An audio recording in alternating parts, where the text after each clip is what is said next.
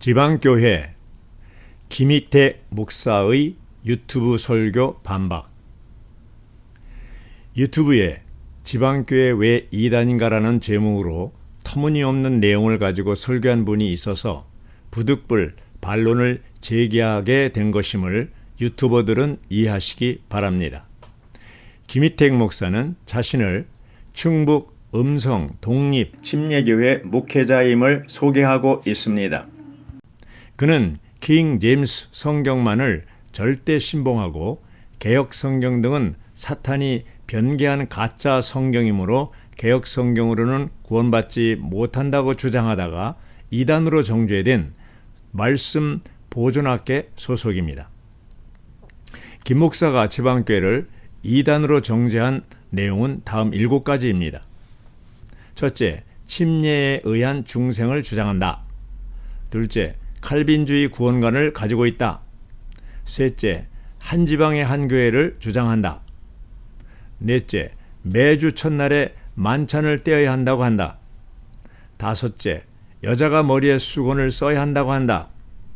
여섯째, 목사가 아니라 장로들이 교회를 다스린다고 한다. 일곱째, 킹 제임스 성경이 아니라 변개된 성경인 회복력을 사용한다.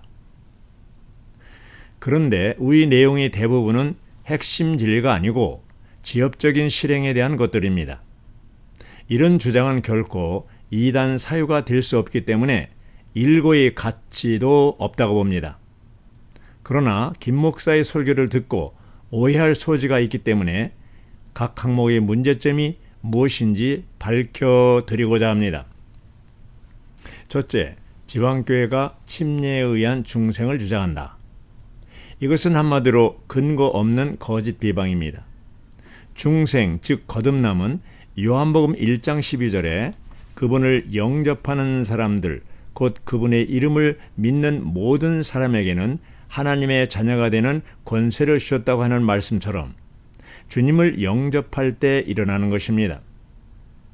위트니스 리는 거듭남이란 무엇인가라는 소책자 2, 3쪽에서 물과 성령으로 남은 침례를 통한 거듭남을 의미하는 것이 아니다. 성경은 물을 통한 구원을 말할 뿐 결코 침례의 물을 통한 거듭남을 말하지 않는다. 이 둘은 같은 말이 아니다라고 했습니다.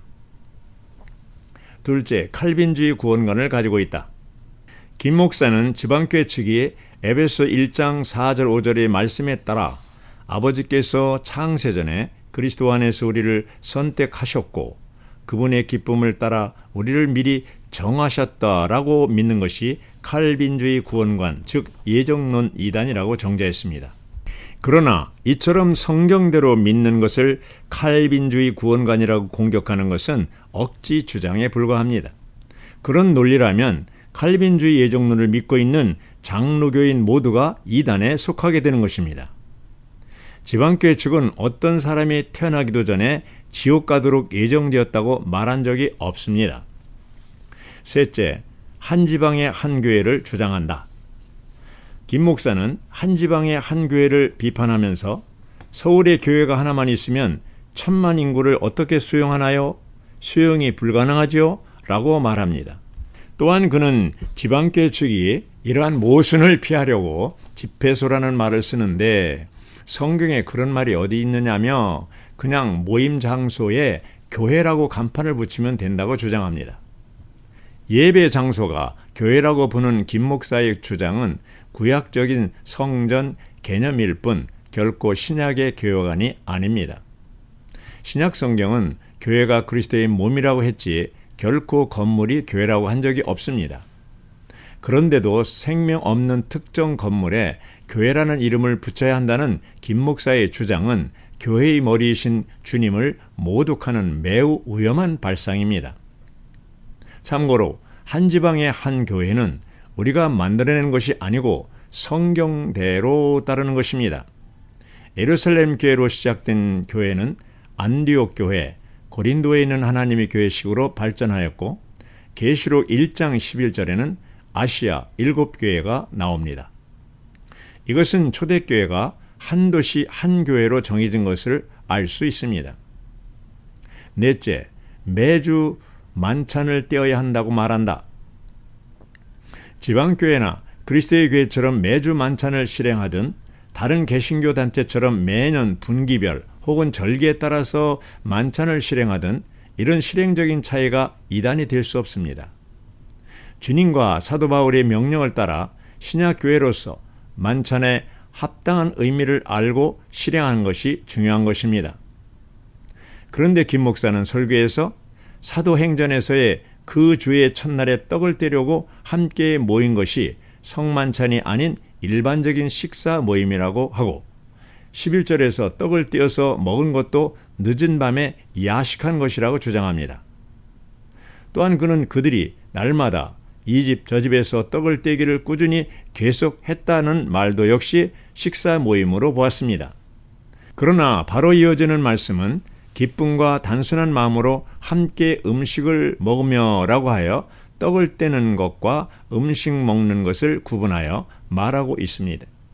성만찬은 초기 교회 성도들이 중요한 실행 중 하나인데 그것을 주로 밥을 같이 먹기 위해 자주 모였다는 식으로 성경을 해석하는 것은 성경을 지나치게 문자적으로만 보는 세대주의자들의 또 다른 오류일 뿐입니다.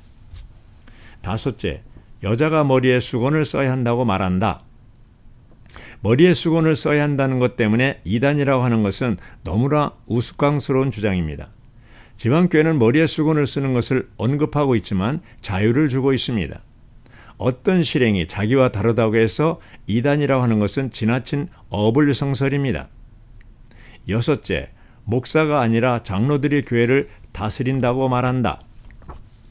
김 목사는 지방교회 측이 성경에는 목사가 없고 복수의 장로들이 교회를 다스린다는 말이 이단이라고 했습니다.